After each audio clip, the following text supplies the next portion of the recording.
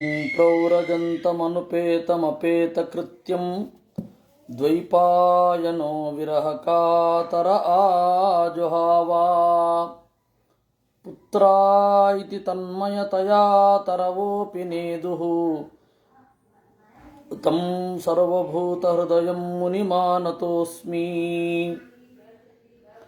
यस्यानुभावमखिलश्रुतिसारमेकम् अध्यात्मदीपमतितितीर्षतां तमोन्धं संसारिणां करुणयाः पुराणगुह्यं तं व्याससूनुमुपयामि गुरुं मुनीनां। नारायणं नमस्कृत्य नरं चैव नरोत्तमं देवीं सरस्वतीं व्यासं ततो ग्रन्थमुदीरये। मातर्मे मातरिष्वन्न पितरतुलगुरो भ्रातरिष्टाप्तबन्धो स्वामिन् सर्वान्तरात्मन्न जरजरयितर्जन्म मृत्यामयानां। गोविन्दे देहि भक्तिं भवति च भगवन्नूर्जितां निर्निमित्तां निर्व्याजां निश्चलां सद्गुणगणबृहतीं शाश्वतीं आशुदेवा। ನಾರದರು ಬರ್ಹಿಷ್ಮನ್ ಅವನಿಗೆ ಮನಸ್ಸಿನ ಸ್ವರೂಪವನ್ನು ಹೇಳ್ತಾ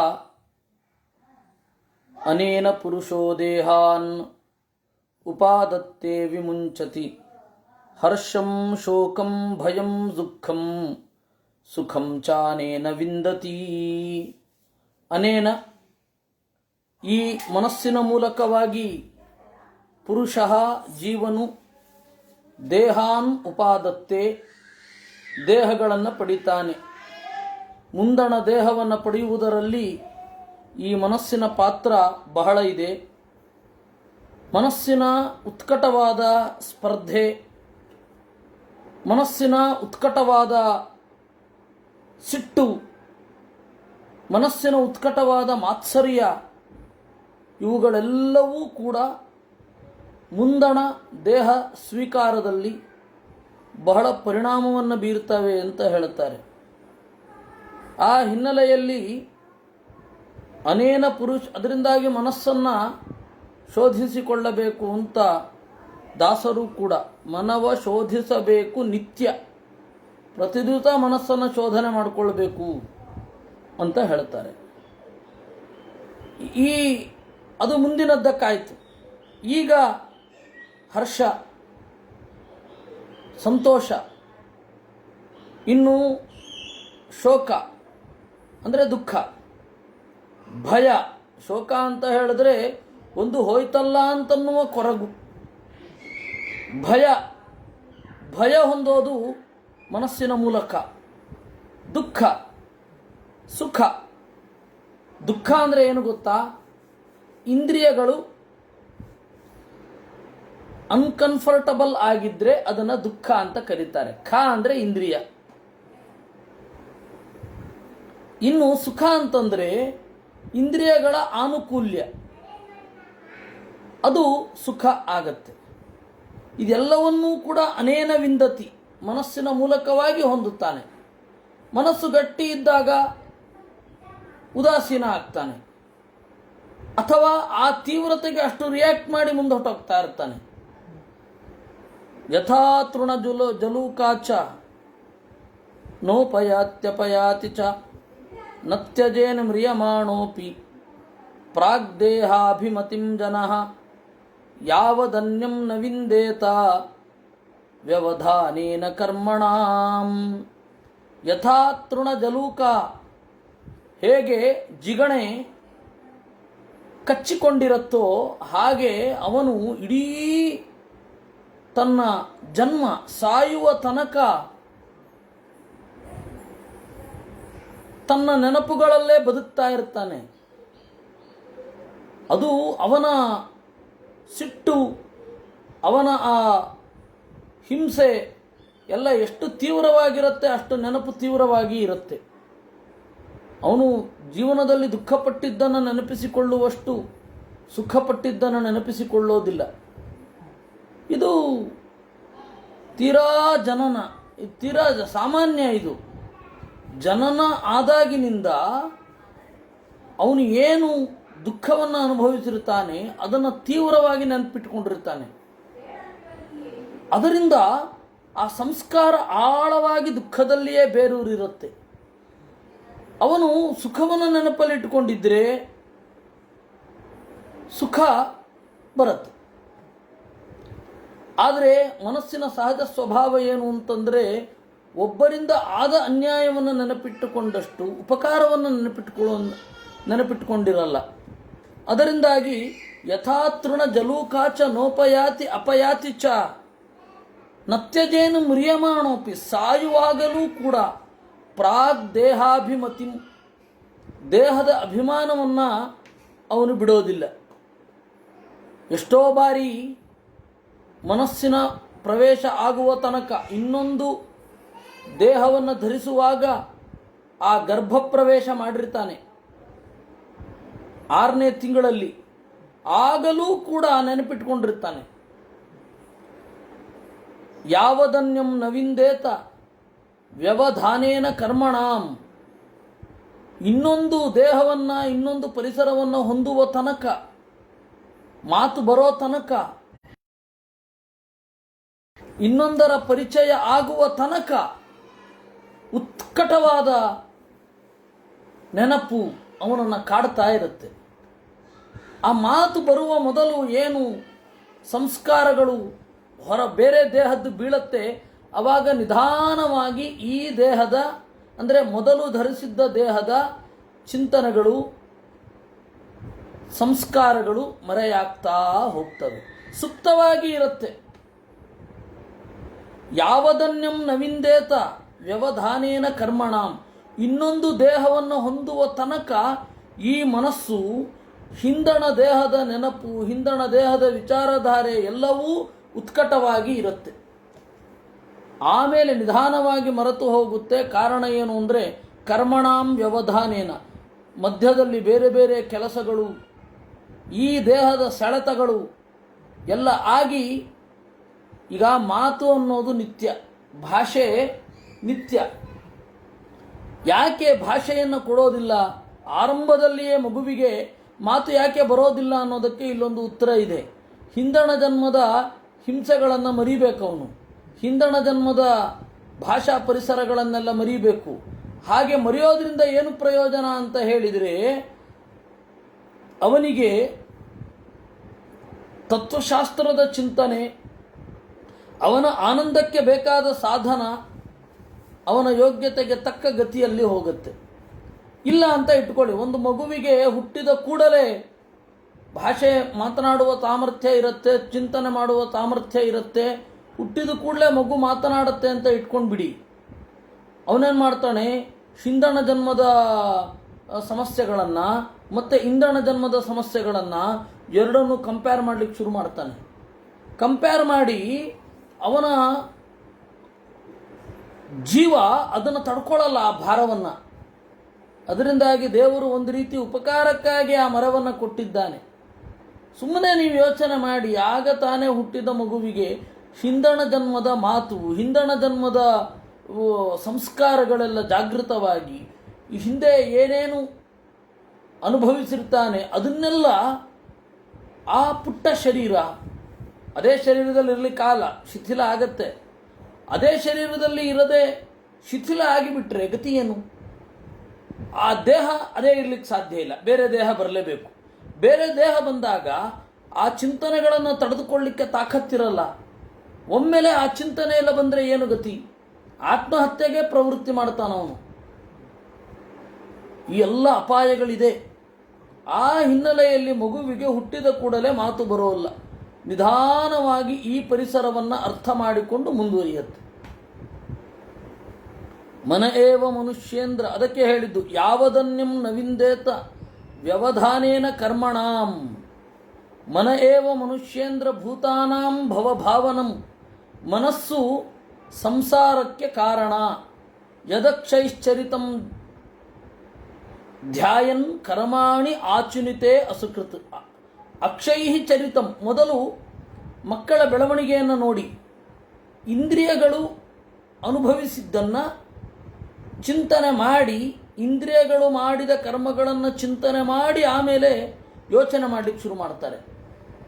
ಅದರಿಂದಾಗಿ ದೊಡ್ಡವರಾಗ್ತಾ ಆ ಕರ್ಮ ನಿಧಾನವಾಗಿ ಇಂದ್ರಿಯಗಳಿಗೆ ಅಡ್ಜಸ್ಟ್ ಆಗಿ ಹೋಗ್ತಾ ಇರುತ್ತೆ. ಒಬ್ಬ ಮನುಷ್ಯ ಕೆಲಸ ಮಾಡ್ತಾನೆ ಅಂದರೆ ಅದಕ್ಕೆ ಅವನ ಇಂದ್ರಿಯದ ಹಿನ್ನೆಲೆ ಕಾರಣ. ಸೊ ಅದರ ಹಿಂದೆ ಪಾಪ ಪುಣ್ಯ ಯಾವ ಪರಿಸರ ಇರುತ್ತೆ ಅದರ ಹಿಂದೆ ಪಾಪ ಪುಣ್ಯಗಳ ಯೋಚನೆ ಬರ್ತಾ ಹೋಗುತ್ತೆ. ಅದರಿಂದಾಗಿ ಹೇಳಿದ್ದು ಮನಯೇವ ಮನುಷ್ಯೇಂದ್ರ ಭೂತಾನಾಂ ಭವಭಾವನಂ ಸತಿ ಕರ್ಮಣಿ ಅವಿದ್ಯಾಯಾಂ ಬಂಧ ಕರ್ಮಣ್ಯ ಆತ್ಮನಃ. ಮನಸ್ಸು ಕೇವಲ ಕರ್ಮದಲ್ಲಿ ತೊಡಗಿದ್ದರೆ, ಆ ಕರ್ಮದ ಹಿನ್ನೆಲೆಯಲ್ಲಿ ಅಜ್ಞಾನ ಇದ್ದರೆ ಬಂಧನ ಖಚಿತ. ಅತಸ್ತದಪಬಾಧಾರ್ಥಂ ಭಜ ಸರ್ವಾತ್ಮನ ಹರಿಂ. ಈ ತರಹದ ಮಾನಸಿಕ ಸಂಸ್ಕಾರಗಳು ಪ್ರತಿಕೂಲ ಪರಿಣಾಮ ಬೀರದೇ ಇರಬೇಕಾದರೆ ದೇವರನ್ನು ಅನನ್ಯವಾಗಿ ಚಿಂತಿಸಬೇಕು. ಇದಿಷ್ಟೇ ನಮ್ಮ ಮನಸ್ಸಿನ ಮುಂದೆ ನಾವು ದುರ್ಬಲರು. ಮನಸ್ಸು ಏನು ಫೀಡ್ ಮಾಡುತ್ತೆ ಅದು ಅದರ ಆಚೆಗೆ ಒಂದು ಸತ್ಯ ಇದೆ ಅನ್ನೋದನ್ನು ತಿಳ್ಕೊಳ್ಳಿಕ್ಕೆ ಕಷ್ಟ. ಯಾಕೆ ಶಾಸ್ತ್ರಾಧ್ಯಯನ ಅಷ್ಟು ಕಷ್ಟ ಅಂತಂದರೆ ನಮ್ಮ ಮನಸ್ಸಿಗೆ ಹಿಡಿಸದ ಸಂಗತಿಯನ್ನು ಹೇಳ್ತಾ ಇರುತ್ತದು, ನಮ್ಮ ಪರಿಸರದ ಸಂಗತಿಗೆ ಹಿಡಿಸದ್ದನ್ನು ಹೇಳ್ತಾ ಇರುತ್ತೆ. ನಾವು ಏನು ಪರಿಸರದಿಂದ ಬಂದಿರ್ತೇವೆ ಅದು ಇಲ್ಲದೆ ಇರೋದು. ಒಂದು ಸಣ್ಣ ಸೂಚನೆ ಕೊಡ್ತೇನೆ ಯಾವ ರೀತಿ ನಮ್ಮ ಮನಸ್ಸು ಕೆಲಸ ಮಾಡುತ್ತೆ ಅಂತ. ಶಾಸ್ತ್ರ ಏನು ಹೇಳುತ್ತೆ ಗೊತ್ತಾ? ಎದ್ದ ಕೂಡಲೇ ದೇವರ ಚಿಂತನೆ ಮಾಡಿ, ಈ ಪ್ರಾತರ ಯೋಗ ಅಂತ ಕರೀತಾರೆ. ಹಂಸನಾಮಕ ಪರಮಾತ್ಮ ಮುಖ್ಯ ಪ್ರಾಣನ ಮೂಲಕ ಈ ದೇಹದ ಮಾಧ್ಯಮದಲ್ಲಿ 21,600 ಉಸಿರುಗಳನ್ನು ಆಡಿಸಿದ್ದಾನೆ. ಅದನ್ನು ಈ ಹಂಸಮಂತ್ರ ಆಗಿ ಮುಖ್ಯ ಪ್ರಾಣದೇವರ ಜಪ ಆಗಿದೆ. ಅದನ್ನು ನಿನಗೆ ಅರ್ಪಿಸ್ತೇನೆ. ಇದು ಮಾಡಿದ ಕೂಡಲೇ ಎಲ್ಲ ಕ್ರಿಯೆಗಳನ್ನು ತೀರಿಸಿಕೊಂಡು ಸ್ನಾನ ಮಾಡಬೇಕು, ಆಚಮನ ಮಾಡಿ ಸ್ನಾನ ಮಾಡಬೇಕು ಅಂತಿದೆ. ಆದರೆ ನಮ್ಮ ಪರಿಸರ, ಅಯ್ಯೋ ರಾಮ, ನೀರು ಕುಡಿಯೋದು ಹೇಗೆ? ನಾವು ಯೋಚನೆ ಮಾಡೋದು ನೀರು ಕುಡಿಯೋದು ಹೇಗೆ? ಆದ್ದರಿಂದ ಮೊದಲು ಮುಳುಗು ಹಾಕೋದು, ನೀರು ಕುಡಿಲಿಕ್ಕೆ ಮಡಿಯಲ್ಲಿರಬೇಕು ಅಂತ ನಮ್ಮ ತಲೆನಲ್ಲಿ. ಅದು ಆಚಮನ ಅಂತ ತಲೆಗೆ ಬರಲಿಲ್ಲ ನಮಗೆ. ಮೊದಲು ನೀರು ಕುಡಿಯೋದು ಹೇಗೆ, ನೀರು ಮುಟ್ಟಿಸೋದು ಹೇಗೆ? ಅದರಿಂದಾಗಿ ಮೊದಲು 3 ಮುಳುಗು ಹಾಕೋದು. 3 ಮುಳುಗು ಹಾಕಿದ ಮೇಲೆ ಆಚಮನ ಮಾಡಿ ಸಂಕಲ್ಪ ಮಾಡಿ ಆಮೇಲೆ ಅರ್ಘ್ಯವನ್ನು ಕೊಟ್ಟು, ಅದು ತೀರ್ಥಾಭಿಮಾನಿ, ಸ್ಥಳೀಯ ತೀರ್ಥಾಭಿಮಾನಿ ದೇವತೆಗೆ, ಗಂಗೆಗೆ, ವಿಷ್ಣುವಿಗೆ, ಇದು ಕೆಲವೊಂದು ಸರ್ತಿ ಸೂರ್ಯನಿಗೆ, ಅದು ವಿಕಲ್ಪಗಳಿದೆ. ಒಂದೊಂದು ಸಂಪ್ರದಾಯದಲ್ಲಿ ಒಂದೊಂದಿದೆ. ಇರಲಿ, ಅವರೆಲ್ಲರ ಸ್ಮರಣೆ ಅಷ್ಟೇ. ಕೆಲವೊಬ್ಬರು ಒಟ್ಟಾರೆ ದೇವತೆಗಳಿಗೆ ಕೊಡ್ತಾರೆ. ಇರಲಿ, ಅದು ಬೇರೆ ಬೇರೆ ಬೇರೆ ಬೇರೆ ಸಂಪ್ರದಾಯಗಳಿದೆ. ದೇವತೆಗಳ ಚಿಂತನೆ ಅಷ್ಟೇ ಮುಖ್ಯವಾಗಿ. ಸ್ನಾನ ಮಾಡೋದು ಇಷ್ಟೇ ಕ್ರಮ. ಆದರೆ ನಾವೇನು ಅಂದ್ಕೊಳ್ತೇವೆ, ಅಯ್ಯೋಯ್ಯೋ ರಾಮ, ನಾವು ನೀರು ಕುಡಿದು ಆಮೇಲೆ ಸ್ನಾನ ಮಾಡೋದೇ? ಇಲ್ಲ, ಅದರಿಂದಾಗಿ 3 ಮುಳುಗು ಹಾಕಿ ಆಚಮನ ಮಾಡಬೇಕು ಅಂತ ಶಾಸ್ತ್ರ ಆಚಮ್ಯ ಸಂಕಲ್ಪ್ಯ ಸ್ನಾಯಾತ್ ಅಂತಿರೋದು. ನಮಗೆ ಅದು ಸಾಧ್ಯವೇ ಇಲ್ಲ. ನಮ್ಮ ಮನಸ್ಸು ಯಾವ ರೀತಿ ಬದ್ಧ ಆಗಿಬಿಟ್ಟಿರುತ್ತೆ ಅಂತ ಒಂದು ಯೋಚನೆ, ಒಂದು ಉದಾಹರಣೆ ಹೇಳಿದ್ದು. ಇದೇ ರೀತಿ ಶಾಸ್ತ್ರ ಏನಿದೆ ಅದು ನಮ್ಮ ಮನಸ್ಸಿಗೆ ವಿರುದ್ಧವಾಗಿ ಹೇಳ್ತಾ ಇರುತ್ತೆ. ಅದರೊಡನೆ ಗುದ್ದಾಡೋದು. ಈ ಗುದ್ದಾಡಬೇಕಾದ್ರೆ ಒಂದು ತಾಕತ್ತು ಬೇಕಲ್ಲ. ನಮ್ಮ ಮನಸ್ಸಿಗೂ ಶಾಸ್ತ್ರ, ನಾವು ಮನಸ್ಸಲ್ಲಿರೋದನ್ನು ಶಾಸ್ತ್ರದಲ್ಲಿ ಓದೋದೇ. ಶಾಸ್ತ್ರದಲ್ಲಿ ಇರೋದನ್ನು ಓದಲಿಕ್ಕಾಗಿ ಮನಸ್ಸನ್ನು ಪ್ರಿಪೇರ್ ಮಾಡ್ಕೋಬೇಕು. ಪ್ರಿಪೇರ್ ಮಾಡಿಕೊಂಡು ಆಮೇಲೆ ಅದನ್ನು ಅರ್ಥ ಮಾಡಿಕೊಂಡು ನಮ್ಮ ಮನಸ್ಸನ್ನು ತಿದ್ದುಕೋಬೇಕು. ಇಷ್ಟೆಲ್ಲ ಸಮಸ್ಯೆಗಳಿದೆ. ಶಾಸ್ತ್ರ ಓದುವಾಗ ಪದೇ ಪದೇ ತೊಂದರೆ ಕೊಡೋದು ನಮ್ಮ ಮನಸ್ಸು. ಅದು ಶುದ್ಧವಾಗಿ ಅಲ್ಲಿ ಏನಿದೆ ಅದನ್ನು ಹೇಳ್ತಾ ಇದ್ದಾಗ ಅದು ಪ್ರತಿಭಟನೆ ಮಾಡ್ತಾ ಇರುತ್ತೆ. ಬಹಳ ಜನರಿಗೆ ಏನು ಶ್ಲೋಕ ಅರ್ಥ ಹೇಳ್ತಾ ಇದ್ದಾಗ ಅದು ಅವರಿಗೆ ಇಷ್ಟ ಆಗೋಲ್ಲ. ಕಾರಣ ಏನು ಅಂದರೆ ಅವ್ರ ಮನಸ್ಸಿಗೆ ವಿರುದ್ಧವಾಗಿ ಇರುತ್ತೆ. ಕಿವಿ ಮುಟ್ಟಿ ಆಚಮನ ಮಾಡೋದು ಅವೆಲ್ಲ ನೀರು ಇಲ್ಲದೆ ಹೋದಾಗ, ನೀರಿದ್ದಾಗ ಯಾಕೆ ಕಿವಿ ಮುಟ್ಟಿ ಆಚಮನ ಮಾಡಬೇಕು? ಬೇಕಿಲ್ಲ. ಶಾಸ್ತ್ರ ಆಚಮ್ಯ ಅಂತ ಹೇಳಿದೆ, ನೀವು ಅದಕ್ಕೆ ತಪ್ಪರ್ಥ, ಅದಕ್ಕೆ ಸಂಕೋಚಾರ್ಥ ಯಾಕೆ ಕಲ್ಪನೆ ಮಾಡಬೇಕು? ಶಾಸ್ತ್ರವೇ ಹೇಳಿದೆ. ಅದರಿಂದ ಸತಿ ಕರ್ಮಣಿ ಅವಿದ್ಯಾಯಾಂ ಬಂಧ ಆತ್ಮನಃ. ಕರ್ಮ ಇದ್ದು ಕರ್ಮದ ಹಿನ್ನೆಲೆಯಲ್ಲಿ ಅರಿವಿಲ್ಲದಿದ್ದರೆ ಜೀವನಿಗೆ ಬಂಧ ಮನಸ್ಸಿನಿಂದ. ಅತಃ ತದಪಬಾಧಾರ್ಥಂ, ಮನಸ್ಸು ಕಾಡಬಾರದು ಅಂತಂದರೆ ಪರಮಾತ್ಮನನ್ನು ಭಜಿಸಬೇಕು. ಏನಂತ, ನನ್ನ ಮನಸ್ಸು ತೊಂದರೆ ಮಾಡ್ತಾ ಇದೆ. ಮನಸ್ಸು ಅದು ಕಾರಣ, ಇನ್ಸ್ಟ್ರೂಮೆಂಟು. ಆದರೆ ಆ ಇನ್ಸ್ಟ್ರೂಮೆಂಟಿಂದಲೇ ನಮ್ಮ ಅನೇಕ ಸಮಸ್ಯೆಗಳು ಪರಿಹಾರ ಆಗಿ ಪ್ರಯೋಜನ ಏನಿದೆ ಅದು ಮಾತ್ರ ಬರಬೇಕು. ಅದಕ್ಕೆ ಮನಸ್ಸನ್ನು ನೀನೇ ರೆಡಿ ಮಾಡಬೇಕು, ತಯಾರು ಮಾಡಬೇಕು ಅಂತ ಹೇಳಿ ಪರಮಾತ್ಮನನ್ನು ಭಜಿಸು ಅಂತ ಹೇಳ್ತಾ ಇದ್ದಾರೆ. ಪಶ್ಯನ್ ತದಾತ್ಮಕಂ ವಿಶ್ವಂ ಸ್ಥಿತ್ಯುಪ್ಯತ್ಯಪ್ಯಯಾಯತಃ. ತದಾತ್ಮಕಂ ವಿಶ್ವಂ, ಪರಮಾತ್ಮ ಎಲ್ಲದರ ಅಂತರ್ಯಾಮಿಯಾಗಿದ್ದಾನೆ. ಅದರಿಂದಾಗಿ ಸೃಷ್ಟಿ, ಸ್ಥಿತಿ, ಲಯ ಇವುಗಳೆಲ್ಲ ಆಗತ್ತೆ ಅಂತ ಚಿಂತನೆ ಮಾಡಿ ದೇವರನ್ನು ಉತ್ಕಟವಾಗಿ ಚಿಂತನೆ ಮಾಡಬೇಕು. ಭಕ್ತಿ ಕೃಷ್ಣೇ ದಯಾ ಜೀವೇಶು ಅಕುಂಠ ಜ್ಞಾನಮಾತ್ಮನಿ ಯರ್ಹಿ ಸ್ಯಾದಾತ್ಮನೋ ಭೂಯಾತ್ ಅಪವರ್ಗಸ್ತು ಸಂಸ್ಕೃತೇ. ಮನಸ್ಸಿನ ಮೂಲಕವಾಗಿ ಇವು ಮೂರನ್ನು ಮಾಡಬೇಕು ಅಂತ ಹೇಳ್ತಾರೆ. ಒಂದು, ಕೃಷ್ಣನಲ್ಲಿ ಭಕ್ತಿ, ಜೀವರಲ್ಲಿ ದಯೆ, ಅಕುಂಠ ಜ್ಞಾನಂ ಆತ್ಮನಿ, ತನ್ನಲ್ಲಿ ನಿರಂತರವಾದ ಜ್ಞಾನ ಇದಿದ್ರೆ, ಮನಸ್ಸಿಗೆ ಇದನ್ನು ಫೀಡ್ ಮಾಡ್ತಾ ಇದ್ದರೆ ಅಪವರ್ಗಸ್ತು ಸಂಸ್ಕೃತೇ,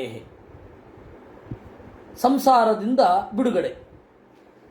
ಇದರ ಅರ್ಥ ಏನು ಅನ್ನೋದನ್ನು ಮಧ್ವರು ನಿರ್ಣಯಿಸ್ತಾ ಇದ್ದಾರೆ.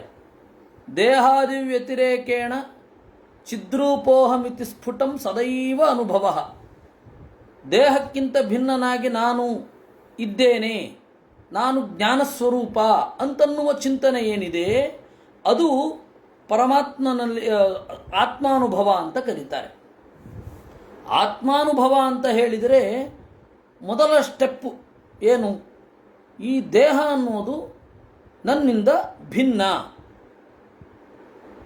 ಅದರಿಂದಾಗಿ ಈ ದೇಹದಲ್ಲಿ ಆಗುವ, ಮನಸ್ಸಿನ ಮೂಲಕ ಆಗುವ ಚಿಂತನೆಗಳನ್ನು ತಟಸ್ಥವಾಗಿ, ಈಗ ಸಿಟ್ಟು ಬರ್ತಾ ಇದೆ ನನಗೆ ಅಂತಂತ ಚಿಂತನೆ ಮಾಡಬೇಕು.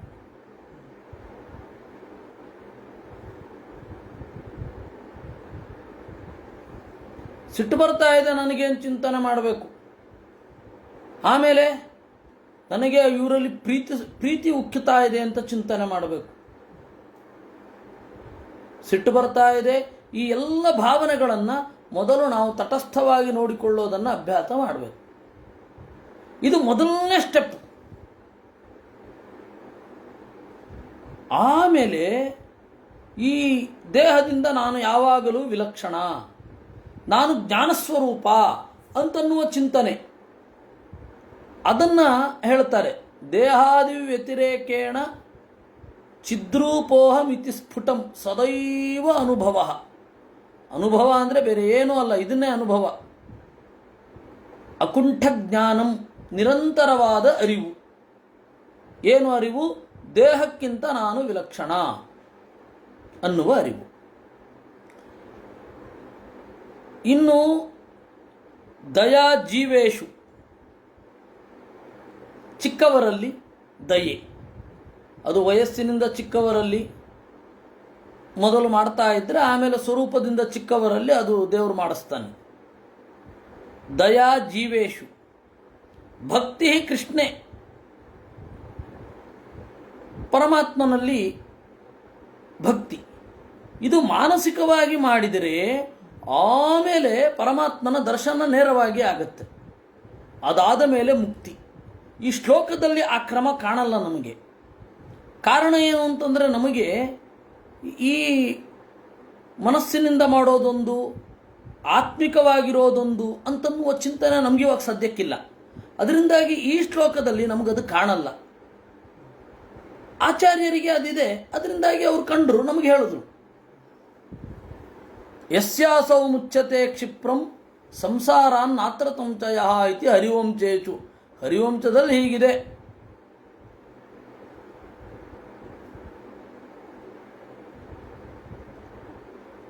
ಹರಿವಂಶದಲ್ಲಿ ಇವತ್ತು ಇದು ಸಿಗಲ್ಲ.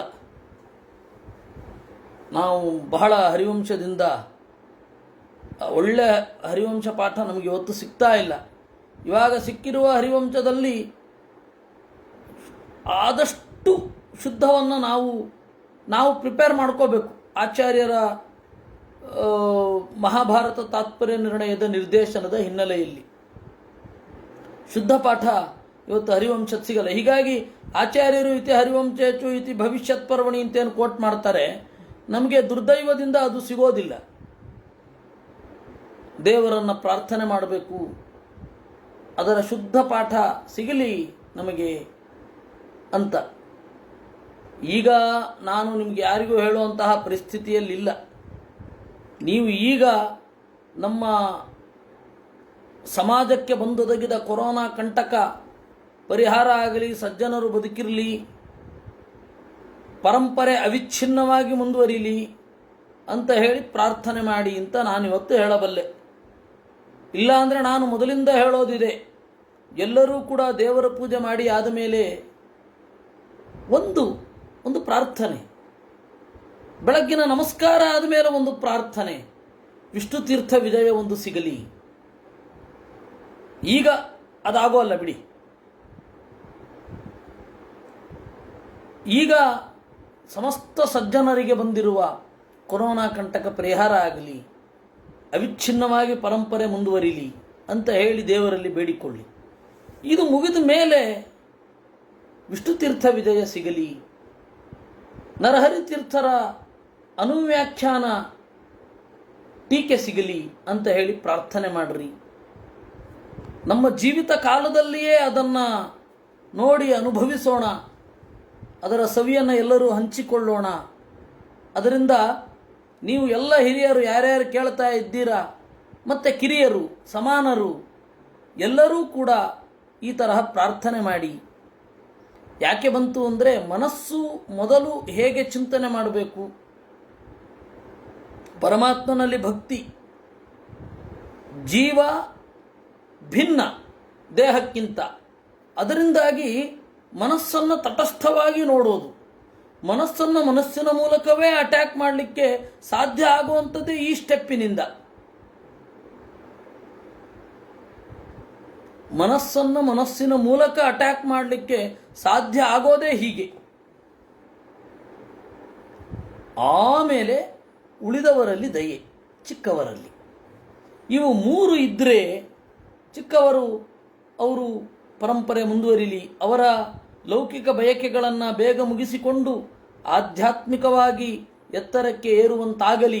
ಈ ತರಹದ ಚಿಂತನೆಗಳು ಅವರಲ್ಲಿ ದಯೆ ಅಂತ. ಇದೆಲ್ಲವನ್ನ ಕೈಗೊಳ್ಳಬೇಕು. ಇದು ಮನಸ್ಸಿನಿಂದ ಮನಸ್ಸನ್ನು ನಿಯಂತ್ರಿಸುವಂತಹ ಕ್ರಮ ಇದು ಅಂತ ನಮಗೆ ಇಲ್ಲಿ ಗೊತ್ತಾಗುತ್ತೆ. ಅದೃಷ್ಟಂ ದೃಷ್ಟವನ್ನಂಕ್ಷ್ಯೇತ್ ಭೂತ ಸ್ವಪ್ನವದನ್ಯಥಾ ಭೂತಂ ಭವದ್ಭವಿತ್ಯಶ್ಚ ಸುಪ್ತಂ ಸರ್ವರಹೋರಹ. ಅದೃಷ್ಟಂ ದೃಷ್ಟವತ್ ನಂಕ್ಷ್ಯೇತ್, ಕಾಣದೇ ಇರೋದು ಕೂಡ ಕಂಡಂತೆ ನಾಶವಾದೀತು. ಏನ್ರಿ ಹೀಗಂದ್ರೆ, ಕಾಣೋದು ಕಂಡಂತೆ ನಾಶವಾದೀತು. ಅದಕ್ಕೆ ಆಚಾರ್ಯರು ಹೇಳಿದ್ರು, ಸ್ವರ್ಗಾದಿ ಸುಖ ನಮಗೆ ಕಾಣದೇ ಇರೋದು. ನಾವು ಈಗ ಸಂಸಾರದಲ್ಲಿ ಅನುಭವಿಸುವ ಸುಖ ಯಾವ ರೀತಿ ಸಾಗಿ ದುಃಖದ ಕಡೆಗೆ ಹೋಗ್ತೇವೋ, ದುಃಖ ಕಳೆದು ಹೋಗಿ ಮುಂದೆ ಸುಖ ಹೇಗೆ ಬರ್ತದೋ, ಹಾಗೆ ಸ್ವರ್ಗಾದಿಗಳೂ ಕೂಡ ಒಂದು ದಿವಸ ನಾಶವಾಗಿ ಮತ್ತೆ ಸಂಸಾರಕ್ಕೆ ಬರ್ತೇವೆ, ಭೂಲೋಕಕ್ಕೆ ಬರ್ತೇವೆ ಅಂತ ಚಿಂತನೆ ಮಾಡಬೇಕು. ಇದು ಅದೃಷ್ಟಂ ದೃಷ್ಟವತ್ ನಂಕ್ಷ್ಯೇತ್. ಕಾಣದೇ ಇರೋದು ಕೂಡ, ನಾವು ಕಾಣದೇ ಇರೋದು ಕೂಡ ಕಂಡಂತೆ ಕಣ್ಮರೆಯಾಗತ್ತೆ. ನಾವು ಕಾಣದೇ ಇರೋದು ಸಾವಿರಾರು.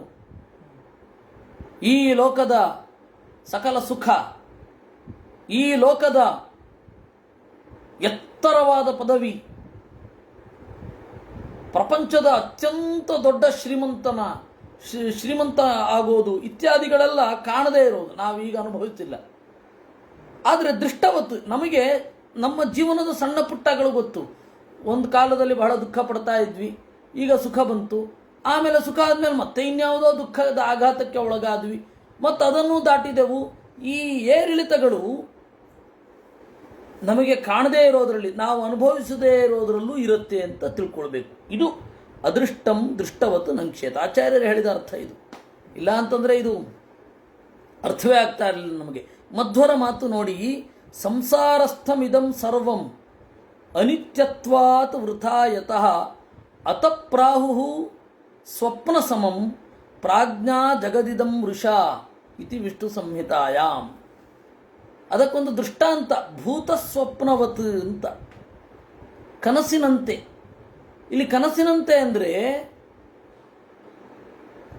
ಕನಸು ಯಾವ ರೀತಿ ಅನಿತ್ಯವೋ ಆ ರೀತಿ ನಮ್ಮ ಸುಖ ದುಃಖಗಳು ಅನಿತ್ಯ. ಈ ಎಚ್ಚರದಲ್ಲಿನ ಸುಖ ದುಃಖಗಳು ಹೇಗೆ ಅನಿತ್ಯವೋ ಹಾಗೆ ಸ್ವರ್ಗದ ಸುಖ ಕೂಡ. ಯಾಕೆ ಅಂದರೆ ಅದೆಲ್ಲವೂ ಸಂಸಾರದಲ್ಲಿಯೇ ಬರುತ್ತೆ. ಆದ್ದರಿಂದ ಈ ರೀತಿ ಚಿಂತನೆ ಮಾಡಬೇಕು ಅಂದರು. ಈ ಶ್ಲೋಕ ನಂತರ ನೋಡೋಣ. ಈಗ ಆಚಾರ್ಯರ ಭಾಷ್ಯ ನೋಡಿ ಮತ್ತೆ ಬರೋಣ. ಭೂತಂ ಭವತ್ ಭವಿಷ್ಯಚ್ಚ ಸುಪ್ತಂ ಸರ್ವರಹೋ ರಹಃ. ಅದರಿಂದಾಗಿ ಭೂತ ಹಿಂದೆ ಆಗಿದ್ದು, ಭವ್ಯ ಈಗ ಇರೋದು, ಭವಿಷ್ಯತ್ ಮುಂದೆ ಆಗೋದು, ಇದೆಲ್ಲವೂ ಕೂಡ ಸ್ವಪ್ನದಂತೆ.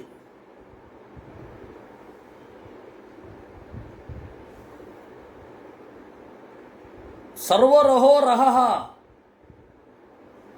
ಎಲ್ಲಕ್ಕೂ ಕೂಡ ರಹಸ್ಯಭೂತವಾದದ್ದು ಒಂದಿದೆ, ಅದು ಯಾವತ್ತೂ ರಹಸ್ಯವಾಗಿಯೇ ಇರುತ್ತೆ. ಇಷ್ಟಾದ ಮೇಲೆ ಇದನ್ನು ಆಚಾರ್ಯರ ಭಾಷ್ಯದ ಹಿನ್ನೆಲೆಯಲ್ಲಿ ನೋಡಿ ಮುಂದೆ ಬರೋಣ.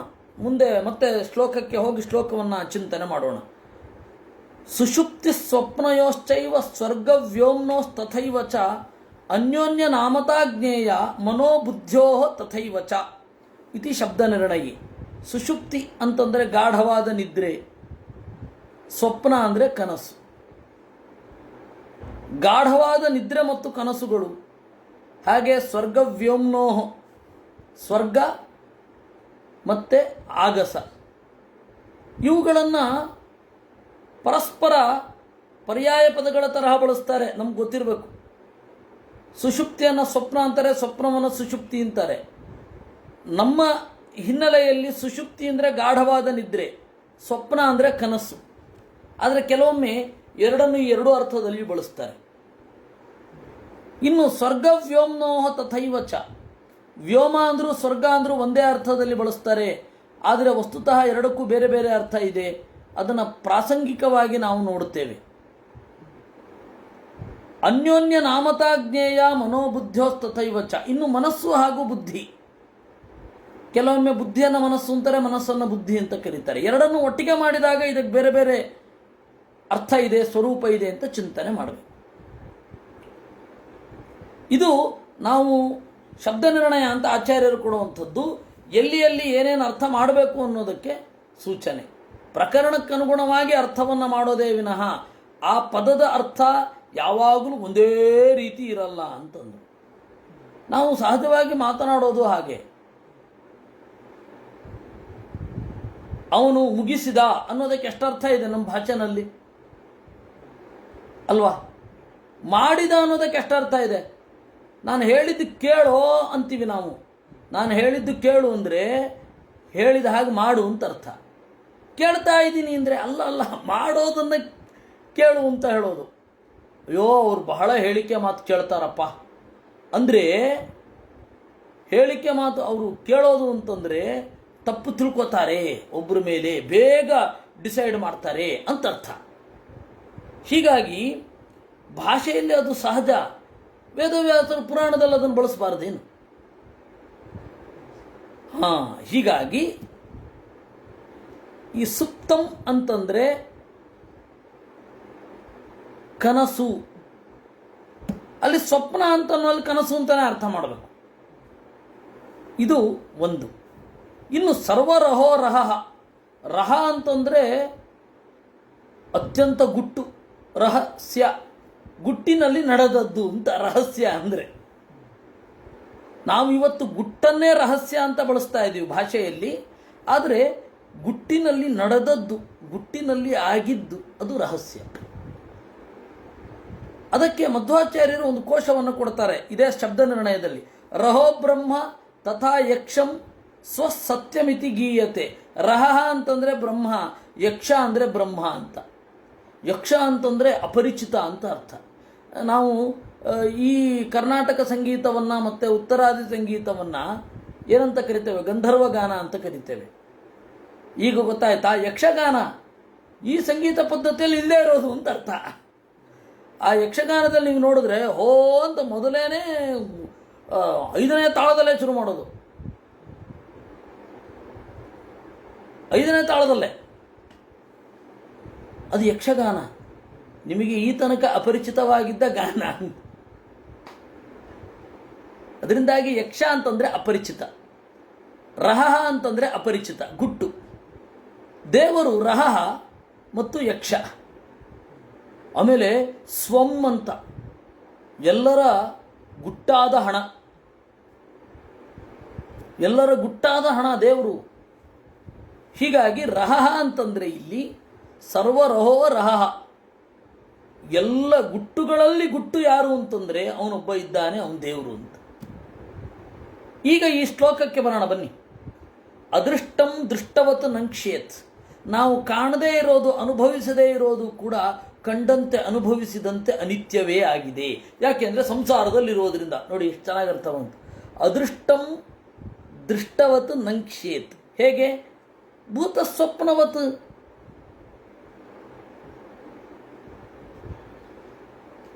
ಜೀವರ ಕನಸಿನ ಹಾಗೆ. ಭೂತಂ ಭವದ್ ಭವಿಷ್ಯಚ್ಚ ಸುಪ್ತಂ ಸರ್ವರಹೋ ರಹ. ಹಾಗೆ ಅಷ್ಟೇ ಅಲ್ಲ, ಹಿಂದೆ ಆಗಿದ್ದು, ಈಗ ಆಗ್ತಾ ಇರೋದು, ಮುಂದೆ ಆಗಿದ್ದೆಲ್ಲ ಕನಸಿನ ತರಹ ಅನಿತ್ಯ, ಬೇಗ ಬೇಗ ಸರಿದು ಹೋಗ್ತಾ ಇರುತ್ತೆ.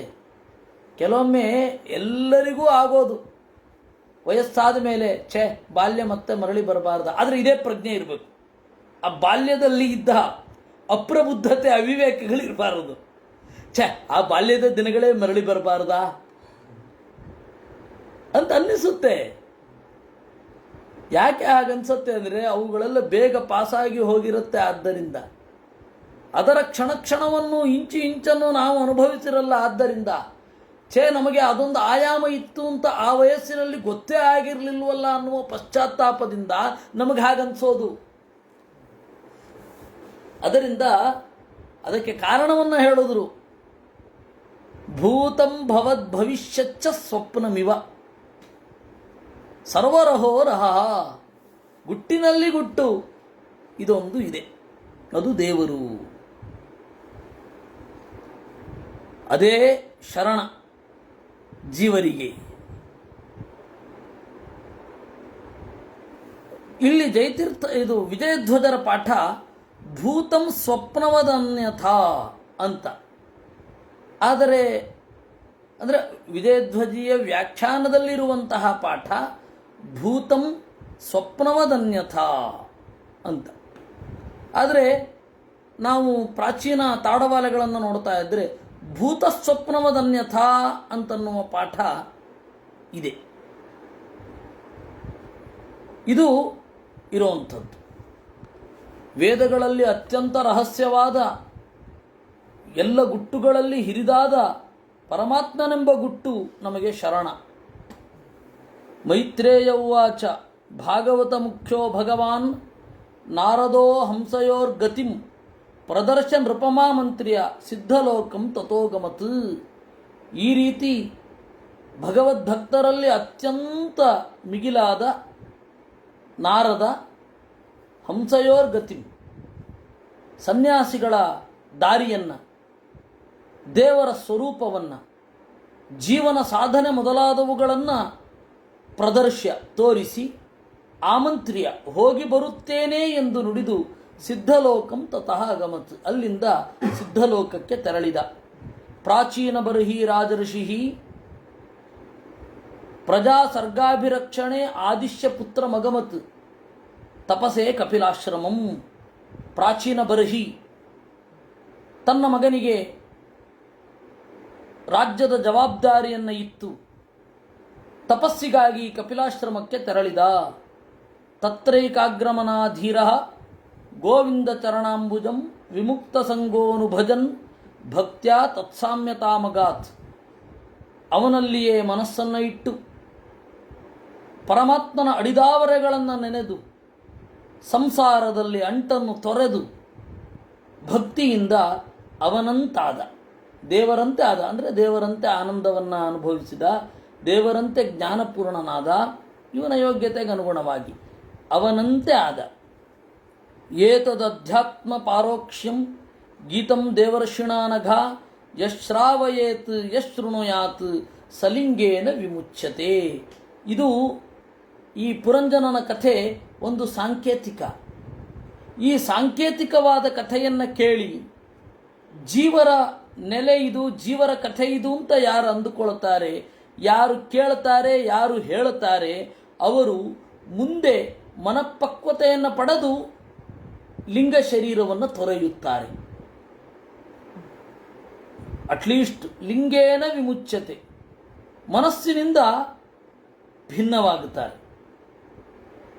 ಬೇರೆಯವರು ಮನಸ್ಸೇ ನಾನು ಅಂತ ಅಂದುಕೋತಾರೆ, ಇಲ್ಲ ಇದು ನನ್ನ ಮನಸ್ಸು ಅಂತ ಯಾವಾಗಲೂ ಕೂಡ ಅಂದುಕೊಳ್ತಾರೆ. ಏತನ್ಮುಕುಂದ ಯಶಸಾ ಭುವನಂ ಪುನಾನಂ ರಾಜರ್ಜಿವರ್ಯ ಮುಖನಿಸೃತಂ ಆತ್ಮಶೌಚಂ ಯಕೀರ್ತ್ಯಮಾನಮಧಿಗಚ್ಚತಿ ಪಾರಮೇಷ್ಠ್ಯಂ ನಾಸ್ಮಿನ್ ಭವೇ ಭ್ರಮತಿ ಮುಕ್ತ ಸಮಸ್ತ ಬಂಧ.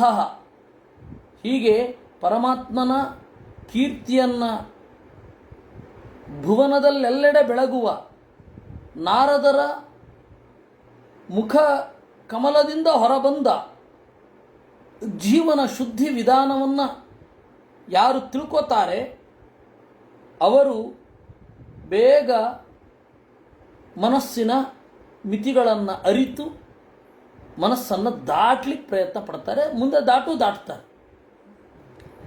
ಅಧ್ಯಾತ್ಮಂ ಪಾರೋಕ್ಷಮಿದಂ ಮಯಾಧಿಗತಮದ್ಭುತಂ ಏವಂ ತ್ರಯ್ಯಾಶ್ರಯ ಪುಂಸಃ ಛಿನ್ನೋ ಮುತ್ರತ ಸಂಶಯ. ಈ ರೀತಿ ಅಧ್ಯಾತ್ಮದ ಗುಟ್ಟಾದ ಕಥೆ, ಅಧ್ಯಾತ್ಮದ ಸಾಂಕೇತಿಕತೆ ನಾನು ತಿಳಿದುಕೊಂಡದ್ದನ್ನು ನಿನಗೆ ಹೇಳಿದ್ದೇನೆ ಅಂತ ಮೈತ್ರೇಯರು ನಾರದರಿಗೆ ಹೇಳ್ತಾರೆ. ನಮ್ಮ ರಮೇಶ್ ಅವರು ನಿನ್ನೆ ಒಂದು ಮಾತನಾಡಿದರು. ಇಬ್ಬರು ರಾಜನೀತಿಯಲ್ಲಿ ಅತ್ಯಂತ ಪಳಗಿದವರು, ಒಂದು ವಿದುರ, ಇನ್ನೊಂದು ಉದ್ಧವ. ಈಗ ವಿದುರ ನೀತಿ ನಡೀತಾ ಇದೆ ಮಹಾಭಾರತದಲ್ಲಿ. ಪಾಲಿಟಿಕ್ಸಿನಲ್ಲಿ ಎಷ್ಟು ಕ್ಷುಣ್ಣವಾದ ದೃಷ್ಟಿ, ಲೋಕದ ನಡೆ ಹೇಗೆ, ಅದೆಲ್ಲ ಗೊತ್ತಿರುವ ಅವನು ಅಧ್ಯಾತ್ಮವನ್ನು ಕೇಳ್ತಾ ಇರುವ ಭಾಗವತದಲ್ಲಿ ಅವನ ಅಧ್ಯಾತ್ಮವನ್ನು ಮೈತ್ರೇಯರ ಹತ್ತಿರ ಕೇಳ್ತಾ ಇರೋದು ನಮಗೆ ಆಶ್ಚರ್ಯ ಆಗತ್ತೆ. ಆಮೇಲೆ ಉದ್ಧವ ಕೇಳಿದ್ದಾನೆ. ಉದ್ಧವ ಬೃಹಸ್ಪತಿ, ವಿದುರ ಯಮ. ಆ ವಿದುರ ಪರಮಾತ್ಮನ ಶಿಷ್ಯರ ಶಿಷ್ಯ. ಏಕೆಂದರೆ ಉದ್ಧವ ಮತ್ತು ಮೈತ್ರೇಯ ಇಬ್ಬರು ಕ್ಲಾಸ್ಮೇಟ್ಸ್. ದೇವರು ಮೈತ್ರೇಯರಿಗೆ ಹೇಳಿದ, ನೀನು ಉದ್ಧವನಿಗೆ ಹೇಳಬೇಕು. ದೇವರು ಮೈತ್ರೇಯನಿಗೆ ಹೇಳಿದ, ನೀನು ವಿದುರನಿಗೆ ಹೇಳಬೇಕು ಅಂತ. ಉದ್ಧವನಿಗೆ 2 ಬಾರಿ ಉಪದೇಶ ಆಯಿತು.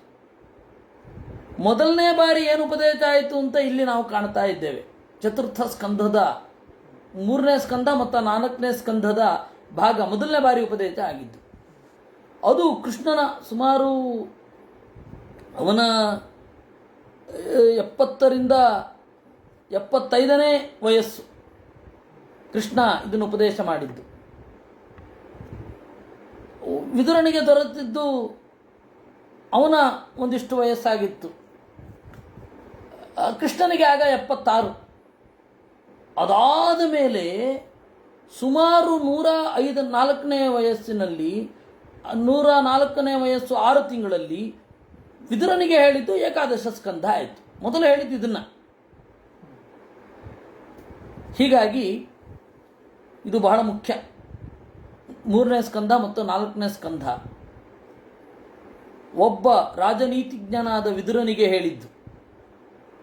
ಇನ್ನೊಂದು 11ನೇ ಸ್ಕಂಧ ಸ್ವಯಂ ಕೃಷ್ಣ ರಾಜನೀತಿಯನ್ನು ಬಲ್ಲ, ರಾಜನೀತಿಯಲ್ಲಿ ಮಹತ್ವದ ಸ್ಥಾನವನ್ನು ಪಡೆದ ಉದ್ಧವನಿಗೆ ಹೇಳಿದ್ದು.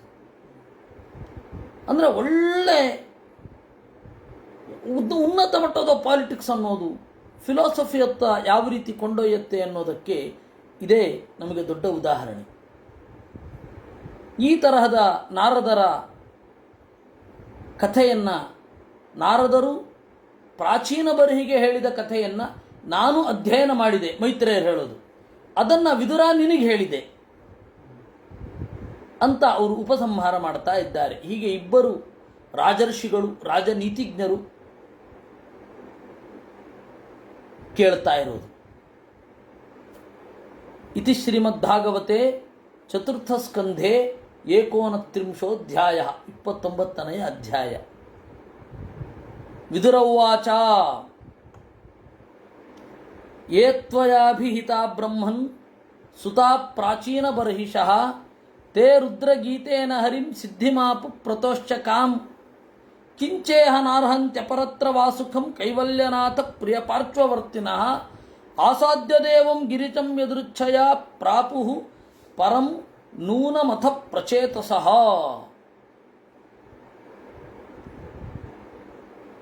ಕಥೆ ಎಲ್ಲಿಂದ ಎಲ್ಲಿಗೋ ಹೋಗುತ್ತೆ, ನಾವು ನೆನ್ಪಿಟ್ಕೊಂಡಿರ್ಬೇಕು.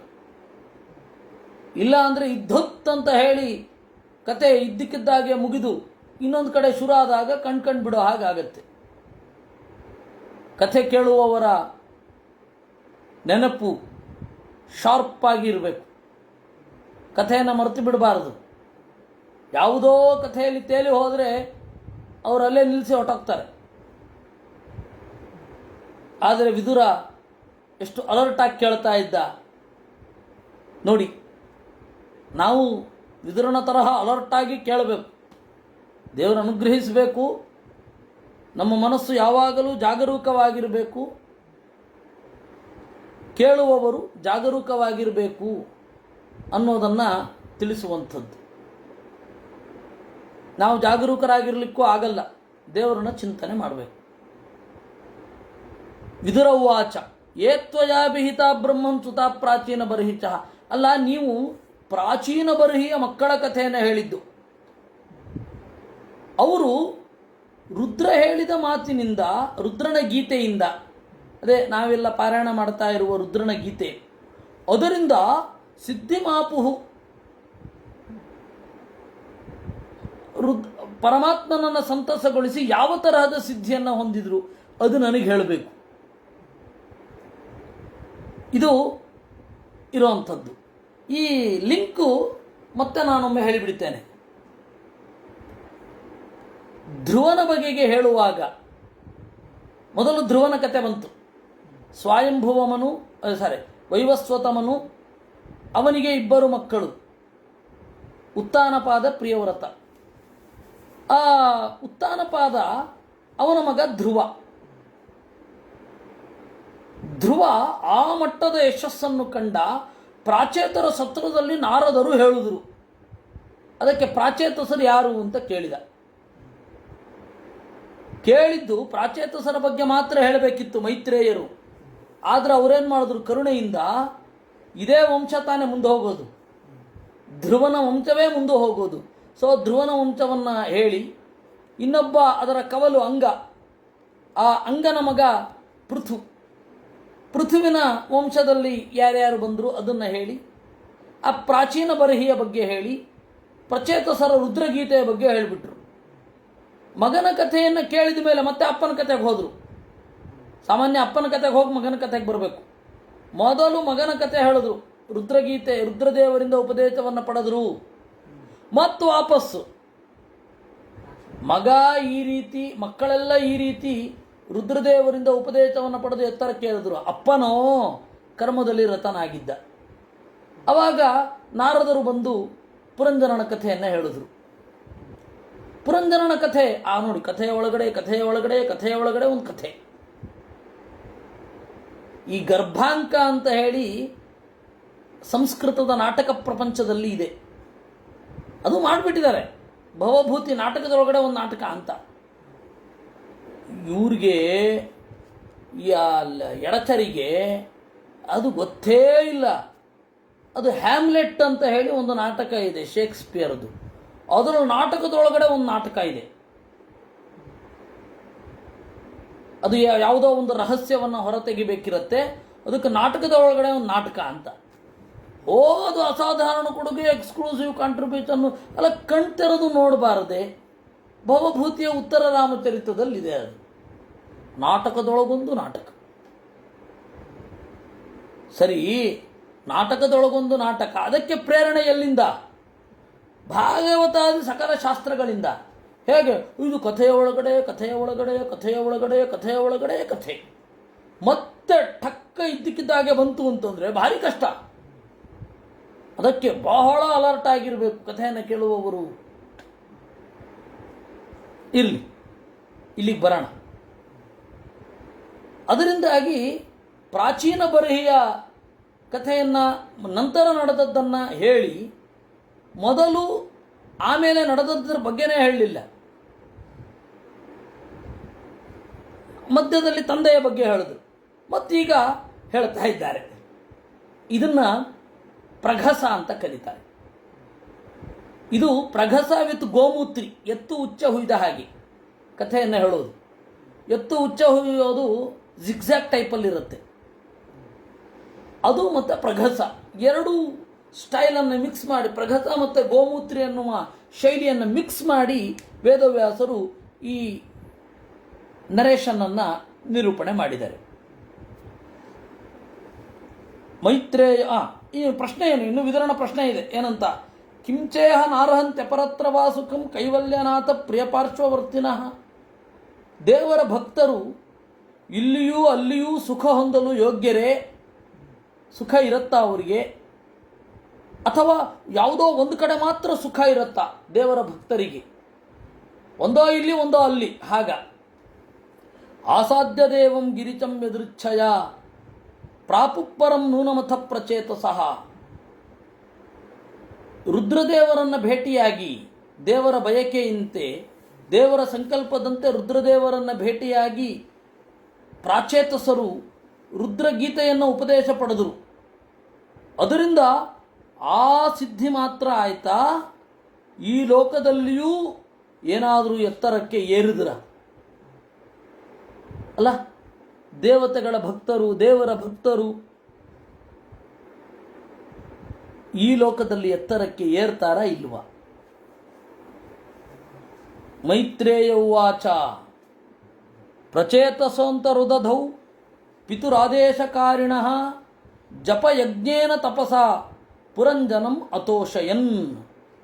ಪ್ರಚೇತಸರು ಆ ಕಥೆ ಅಲ್ಲಿಗೆ ಬಿಟ್ಟದ್ದನ್ನು ಮುಂದುವರಿತಾರೆ. ಅವು ಪ್ರಾಚೀನ ಬರಹಿ ಹೇಳಿದ, ಅಲಿಯಾಸ್ ಬರಹಿಷ್ಮಾನ್ ಏನಂತ ಹೇಳಿದ್ದು? ನೀವು ತಪಸ್ಸು ಮಾಡಬೇಕು, ತಪಸ್ಸಿನಲ್ಲಿ ಸಿದ್ಧಿಯನ್ನು ಪಡೆದು ಎತ್ತರಕ್ಕೆ ಏರಿ ಪ್ರಜೆಗಳ ಸಂತತಿಯನ್ನು ಮುಂದುವರಿಸಬೇಕು ಅಂತ ಹೇಳಿದ್ದ. ಅದರಂತೆ ಅಂತರುದಧೌ ಸಮುದ್ರದ ಒಳಗಡೆ ತಪಸ್ಸು ಮಾಡಿದರು. ಯಾಕೆ? ಪಿತುಹು ಆದೇಶಕಾರಿಣಃ, ತಂದೆಯ ಅಣತಿಯನ್ನು ತಲೆಯ ಮೇಲೆ ಹೊತ್ತು ತಪಸ್ಸು ಮಾಡಿದರು. ಯಾವುದು? ಜಪಯಜ್ಞೇನ, ಜಪ ಅಂತನ್ನುವ ಯಜ್ಞದಿಂದ, ಆ ತಪಸ್ಸಿನಿಂದ ಪುರಂಜನಂ ಅತೋಷಯನ್, ಪುರಂಜನನನ್ನು ಸಂತಸಗೊಳಿಸಿದರು. ಪುರಂಜನ ಎಲ್ಲಿಂದ ಬಂದ ಮಾರಾಯರ ಇಲ್ಲಿ ಅಂತ ಪ್ರಶ್ನೆ. ಅದಕ್ಕೆ ಪುರೇಶು ತ್ವಂಜನಾಜ್ಜೀವ ಪುರಂಜನ ಇತೀರಿತಃ ಪುರಾಣಾಂ ಜನನಾದ್ ವಿಷ್ಣು ವ್ಯಂಜಕತ್ವಂ ದ್ವಯೋರಪಿ ಇತಿ ತಂತ್ರಭಾಗವತೆ. ತಪ್ಪು ತಿಳಿಯಬೇಡಿ, ಇಲ್ಲಿ ಪುರಂಜನ ಅಂತ ಹೇಳ್ತಾ ಇರೋದು ನಾರಾಯಣನಿಗೆ ಅಲ್ಲ. ಪುರಂಜನ ಅನ್ನೋದಕ್ಕೆ ಒಂದರ್ಥ ಹೇಳಿದ್ರಿ ನೀವು, ಪುರದ ಒಳಗಡೆ ವಾಸ ಮಾಡುವ ಜನ, ಅವನು ಪುರಂಜನ ಅಂತ. ಸರಿ, ಆದರೆ ಇದೇನಿದು ಪುರಂಜನ ಅಂತ ದೇವರಿಗೆ ಯಾಕೆ ಹೇಳೋದು? ಆಚಾರ್ಯರು ಹೇಳಿದ್ರು, ಪುರೇಶು ತ್ವಂಜನ ಜೀವ, ಈ ಪಟ್ಟಣದಲ್ಲಿ ಮುಳುಗಿ ಹೋಗುತ್ತಾನೆ ಕಾಣುವುದಿಲ್ಲ ಅಂಜನ. ಆದ್ದರಿಂದಾಗಿ ಪುರಂಜನ ಅಂತ ಜೀವನಿಗೆ ಹೇಳ್ತಾರೆ. ಆದರೆ ಇಲ್ಲಿ ಪುರಂಜನನನ್ನು ಸಂತಸಗೊಳಿಸಿದರು ಅಂದರೆ ಪುರಂಜನ ಅನ್ನೋ ಶಬ್ದಕ್ಕೆ ಜೀವ ಅಂತ ಅರ್ಥ ಬರಲ್ಲ, ನಾರಾಯಣ ಅಂತ ಅರ್ಥ ಬರುತ್ತೆ. ಯಾಕೆಂದರೆ ಮುಂದೆ ಭಗವಾನುವಾಚ ಅಂಚುರು ಆಗುತ್ತೆ. ಈ ಹಿನ್ನೆಲೆಯಲ್ಲಿ ಪುರಂಜನ ಅಂತಂದರೆ ಪುರಾಣಾನ್ ಜನನಾದ್ ವಿಷ್ಣು, ಪಟ್ಟಣವನ್ನೇ ಹುಟ್ಟಿಸುವವ ಜೀವ ಪುರಂಜನ. ಯಾಕೆಂದರೆ ಪಟ್ಟಣದಲ್ಲಿ ಅಭಿವ್ಯಕ್ತ ಆಗುವವ. ದೇವರು ಯಾಕೆ ಪುರಂಜನ? ಪಟ್ಟಣವನ್ನೇ ಜನಕ ಹುಟ್ಟಿಸುತ್ತಾನೆ, ಆದ್ದರಿಂದಾಗಿ ಪುರಂಜನ. ಜೀವ ಯಾಕೆ ಪುರಂಜನ? ಪುರದಲ್ಲಿ ಹುಟ್ಟುತ್ತಾನೆ, ಆದ್ದರಿಂದಾಗಿ. ನೋಡಿ, ವ್ಯತ್ಯಾಸ ಇದೆ, ಎರಡಕ್ಕೂ ವ್ಯತ್ಯಾಸ ಇದೆ. ಅದರಿಂದಾಗಿ ಪುರಂಜನ ಅಂತ ಹೇಳಿದರೆ ಇಲ್ಲಿ ನಾರಾಯಣ ಅಂತ ಅರ್ಥ. ಕಾಣಿಸಿಕೊಂಡ ಅಂತೆ. ದಿವ್ಯವರಚ ಸಹಸ್ರಾಂತೆ ಪುರುಷಸ್ತು ಸನಾತನಃ ತೇಷಾಂ ಆವಿರಭೂತ್ ಕೃಚ್ಛ್ರಂ ಶಾಂತೇನ ಶಮಯನ್ ರುಚ.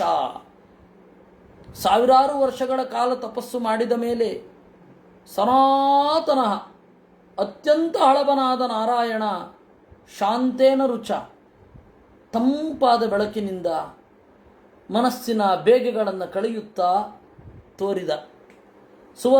ಸುಪರ್ಣಸ್ಕಂಧಮಾರೂಢ ಮೇರು ಶೃಂಗಮಿವ ಅಂಬುದ ಪೀತವಾಸ ಮಣಿಗ್ರೀವ ಕುರುವನ್ ವಿತಿಮರಾದಿಶಃ. ಗರುಡನ ಹೆಗಲನ್ನು ಏರಿ ದೇವರು ಬಂದ. ಹೇಗೆ? ಮೇರುವಿನ ಶೃಂಗವನ್ನು, ಮೇರು ಶಿಖರದ ಮೇಲೆ ಮೋಡವೊಂದು ಕುಳಿತಂತೆ ಇತ್ತು. ಏಕೆಂದರೆ ದೇವರ ಮೈಬಣ್ಣ ನೀಲಿ, ಗರುಡನ ಮೈಬಣ್ಣ ಬಂಗಾರ. ಮೇರು ಬಂಗಾರದ ಪರ್ವತ, ಅದರ ಮೇಲೆ ಕೂತಂತೆ ಇತ್ತು. ಪೀತವಾಸ, ಹಳದಿ ಬಣ್ಣದ ಪಟ್ಟೆಯುಟ್ಟು, ಮಣಿಗ್ರೀವ, ಕೌಸ್ತುಭ ಮಣಿಯನ್ನು ಕೊರಳಲ್ಲಿ ಧರಿಸಿ, ದಿಕ್ಕು ದಿಕ್ಕುಗಳಲ್ಲಿ ಇರುವ ಕತ್ತಲನ್ನು ಕಳೆಯುತ್ತಾ ದೇವರು ಕಾಣಿಸಿಕೊಂಡ. ಹೇಗಿದ್ದ ಅವನು? ಕಾಶಿಷ್ಣುನಾ ಕನಕಕರ್ಣ ವಿಭೂಷಣೇನ ಭ್ರಾಜತ್ ಕಪೋಲ ವದನೋ ವಿಲಸತ್ ಕಿರೀಟ ಆತ್ತಾಯುಧೈರನುಚರೈರ್ಮುನಿಭಿಸ್ತುರೇಚೈರಾಸೇವಿತೋ ಗರುಡ ಕಿನ್ನರ ಕೀರ್ತ್ಯ ಕೀರ್ತಿ. ಕಾಶಿಷ್ಣುನ ಹೊಳೆಯುವಂತಹ ಬಂಗಾರದ ಕಿವಿಯೋಲೆಯಿಂದ ಬೆಳಗುವ ಕೆನ್ನೆಯವನಾಗಿ, ಹೊಳೆಯುವ ಕಿರೀಟದವನಾಗಿ, ಆಯುಧಗಳನ್ನು ಹಿಡಿದ ಅನುಚರರಿಂದ ಸುತ್ತುವರಿಯಲ್ಪಟ್ಟು ದೇವತೆಗಳೆಲ್ಲ ಜೊತೆಗಿರಲು ಗರುಡ ವೇದದ ಮೂಲಕ ದೇವರನ್ನು ಹಾಡ್ತಾ ಇರುವ ಹಾಗೆ ಕಾಣಿಸಿಕೊಂಡ. ಪೀನಾಯತಾಷ್ಟಭುಜ ಮಂಡಲ ಮಧ್ಯಲಕ್ಷ್ಮ್ಯ ಸ್ಪರ್ಧಶ್ರಿಯ ಪರಿವೃತೋ ವನಮಾಲಯಾದ್ಯ ಬರ್ಹಿಷ್ಮತ ಪುರುಷ ಆಹ ಸುತಾನ್ ಪ್ರಪನ್ನಾನ್ ಪರ್ಜನ್ಯನಾದ ಋತಯ ಸಘೃಣಾವಲೋಕಃ. ಪೀನ ದಪ್ಪವಾದ, ಆಯತ ಉದ್ದವಾದ ಉರುಟಾದ 8 ಭುಜಗಳ ನಡುವೆ ಕಂಗೊಳಿಸುವ ಎದೆ, ಅದರಲ್ಲಿ ಲಕ್ಷ್ಮೀದೇವಿ ನೆಲೆಗೊಂಡಿದ್ದಾಳೆ. ಕಾಡು ಹೂಗಳ ಮಾಲೆ ಇಡೀ ಇದೆ. ಅಂತಹ ಪುರುಷ ನಾರಾಯಣ ಬರ್ಹಿಷ್ಮತಃ ಸುತಾನ್, ಪ್ರಾಚೀನ ಬರ್ಹಿಯ ಮಕ್ಕಳು ತನಗೆ ಮೊರೆಹೊಕ್ಕವರು, ಅವರನ್ನು ಮೋಡದ ಗುಡುಗಿನಂತಹ ಆಳವಾದ ದನಿಯಲ್ಲಿ ಹೀಗೆ ಹೇಳಿದ. ಸಘೃಣಾವಲೋಕಃ, ಅವನ ನೋಟದಲ್ಲಿ ಕರುಣೆ ತುಂಬಿತ್ತು. ಶ್ರೀ ಭಗವಾನುವಾಚ ವರಂ ವೃಣೀಧ್ವಂ ಭದ್ರಂ ವೋ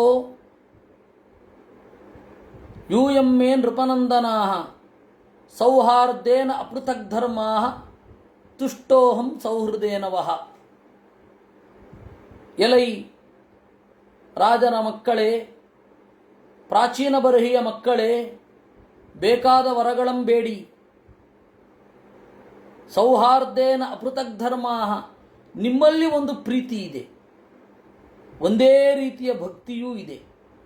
ನಿಮ್ಮ ಪ್ರೀತಿಗೆ ನಾನು ಮೆಚ್ಚಿದ್ದೇನೆ. ಯೋನು ಸ್ಮರತಿ ಶಯ್ಯಾಯಾಂ ಯುಷ್ಮಾನ್ ಅನುದಿನಂ ನರಃ ತಸ್ಯ ಭ್ರಾತೃಷು ಆತ್ಮಸಾಮ್ಯಂ ತಥಾ ಭೂತೇಷು ಸೌಹೃದಂ. ನಿಮ್ಮನ್ನು ನೆನಪಿಸಿಕೊಂಡರೆ ಸಾಕು. ಬೆಳಗ್ಗೆ ಹಾಸಿಗೆಯಲ್ಲಿ ನಿಮ್ಮನ್ನು ನೆನಪಿಸಿಕೊಂಡರೆ ಸಾಕು. ಅಣ್ಣ ತಮ್ಮಂದಿರಲ್ಲಿ, ಅಕ್ಕ ತಮ್ಮಂದಿರಲ್ಲಿ, ತಂಗಿ ಅಣ್ಣಂದಿರಲ್ಲಿ ವೈಮನಸ್ಯ ಮೂಡುವುದಿಲ್ಲ. ಏನು ಅದ್ಭುತ! ನಿಮ್ಮ ತಮ್ಮಂದಿರಲ್ಲಿ ಅಣ್ಣಂದಿರಲ್ಲಿ ಭಿನ್ನಾಭಿಪ್ರಾಯ ಬರಬಾರದಾ?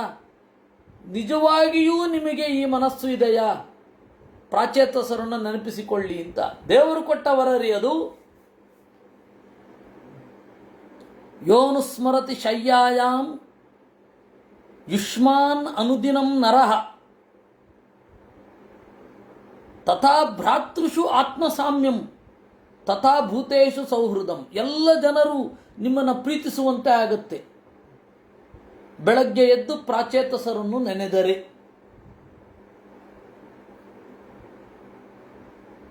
ಏತು ಮಾಂ ರುದ್ರಗೀತೇನ ಸಾಯಂ ಪ್ರಾತಃ ಸಮಾಹಿತಾಃ ಸ್ತುವಂತ್ಯಹಂ ಕಾಮವರಾನ್ ದಾಸ್ಯೇ ಪ್ರಜ್ಞಾಂಚ ಶೋಭನಂ.